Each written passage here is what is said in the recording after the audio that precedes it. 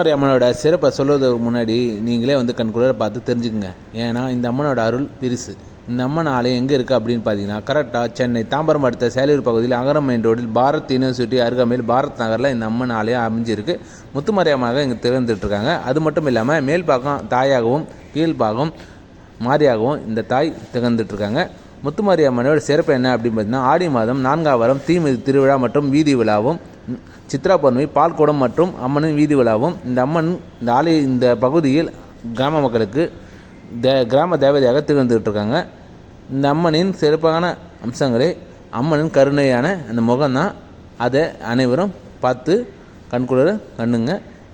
அது மட்டும் இல்லை, விநாயகர், முருகர் மற்றும் இந்த ஆலயத்து கட்டுமான பணி நடைபெற்று இருப்பதால் உங்களால் பொருள் உதவியோ இல்லது பண உதவியோ இந்த கீழ்கண்ட நம்பருக்கு நீங்கள் கான்டாக்ட் பண்ணிக்கலாம்.